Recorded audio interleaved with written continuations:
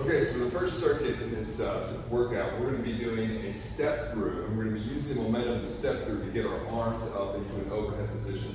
That's kind of an advanced version, so if you're struggling with the step through, you can take the arms out and move. That's not a problem at all. We're going to start, I've got 2 light dumbbells, okay? I'm just using 12-pound dumbbells here. You won't need a ton of weight. Start especially with the light. I'd actually start with some body weight to try to get the hang of this. You're going to have your weight in the front foot, and the toes, find that big toe, load up this hip, and then you're also going to find the big toe of that back leg. So we're starting to split stance, our core is tight, our chest is upright, our torso is nice and tall. The hands are down by the side. We're going to push off this front leg. I'm going to push up and forward, and I'm going to use that momentum to get the arms overhead, and then I'm going to use my core to stop my momentum in the front.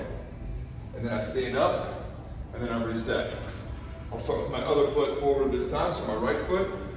Finding the big toe, loading up that front hip, my core is tight, my torso is tall, push off, and then I exaggerate that landing and hold overhead. Okay, so we're going to do 6 on each side. We'll alternate, do 12 total, 6 on the left, 6 on the right. With that, we're going to go to chin-ups. So you can do your chin-ups here on a regular bar, underhand grip, keep your core tight. We're working on pulling that bar to our chest. Don't worry about pulling yourself up. Pull that bar to your chest. If you can't do the chin-up, you can set up a barbell with your feet on the ground. So you're basically lowering or you're raising the ground up to you, right? And that'll allow your feet to stay on and take some of your body weight off. You can do it eccentric. So you can work on jumping, using a bench here to jump up and work a hold, or you can work a slow eccentric. Make sure you go all the way down before you reset your feet. Then use that bench to jump back up there, and then hold yourself for a few seconds, and then work that slow lowering phase. Make sure you're lowering from that shoulder, not trying to do it from the elbow. You're making that shoulder relationship with the body wall. We're gonna do 4 rounds of that, okay? Again, start off with a body weight rep. Here, get the feel for it. We're working decelerating on that forward momentum. We're going with the chin up. Give yourself a couple minutes to rest between the 2, 4 rounds. For our second circuit in this workout, we're going to be doing a lateral lunge with a pal-off hold combination. So the magic here is really a core exercise. You'll be doing some lateral lunging, so you'll get some legs in here too, but it's not too strenuous in the legs. The magic here is we want to hold our arms and our torso as the same thing. So I don't want to be able to moving my arms independently as I lunge in, turn out. We don't want to do anything like that. We want to lock everything down. To do that, I'm going to push forward as far as I can. So protract those shoulder blades and hold here. You'll feel your lower abdominals, your core being pulled this way. You want to turn that outside hip in. Don't let that happen. We'll start here. We're going to lunge in. As I lunge in, I'll lose some tension on the band. I don't want to lose it completely. I don't want a lot of slack, but I'll lose some tension. But I'm locked in here at the top, and I come back up, and that's where the magic is, where I hold that catch at the top. Lunge in, step out. Lunge in, notice how my upper body stays still, so I get a lot of force from this leg pushing up, but I'm locked in with my upper body here. We're gonna do 10 each side. After that, we're gonna take a kettlebell. You can use a dumbbell, a kettlebell, whatever you have, anything that's heavy, okay? I'm holding the kettlebell here by the bell, not by the horns, and I'm gonna press up and pull back down. Press up, pull back down. I'm trying to get my biceps next to my ears without arching my back. I don't want to arch that spine a whole lot. I want to keep those ribs down. Press up, pull down. I'm going to do 8 to 10 reps there. Then I will come back and I will do more sets here. We're going to do 4 total rounds, okay? You're going to rest after that press for about 2 minutes. 8 to 10 reps there. 10 reps each side here. 4 rounds there.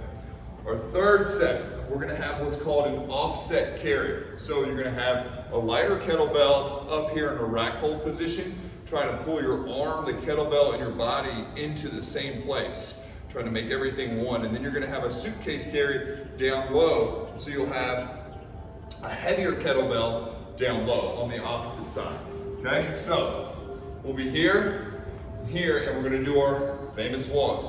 A little high step, keep that pelvis tight and neutral, okay? Don't let it wiggle side to side. Don't let it drop forward, backward, okay? We're not doing funny things. Don't let this offhand slide around a whole lot. You don't want it swinging. And again, we're pulling in with the upper body, the arm, the kettlebell, and the torso, all one thing. At that point, we're gonna go into dive bomber push-ups. We'll go up back on those walks. We're trying to go about 30 yards each time. Dive bomber push-ups. Hips up in the air. We start the down dog position. Then we're gonna drop our head and chest towards the ground and barely scrape the ground and come up into up dog. If your knees are touching here, that's okay. All right, depends upon your level. Okay, then we'll push back into down dog. Then we're gonna go dive bomber. Back up. Push back into that down dog position. Dive bomb down. Press up. Lift those hips, try to get a little further each time. Dive bomb down. Go press up. We'll do 8 reps, 8 to 10 reps of the dive bomber. Last rep, you're gonna get dumbbells or kettlebell, or last exercise, we're gonna get dumbbells and kettlebells. We're up against the box or the wall. We're gonna use our back leg to push the wall over. I'm pushing the ground down. So I'm pushing hard with each of my legs here, okay? I'm gonna have a dumbbell or kettlebell in each hand, and then I'm gonna do a row. It's important that our shoulder blades move around as much as possible on this row. So we're not having short, choppy movements. We want big, long rows. We're gonna do 8 there. Switch your leg. And again, foot's pushing back into the wall. Front foot's pushing down. Then we have a nice big row. We're gonna do 8 each side. 8 to 10 dive bomber push-ups.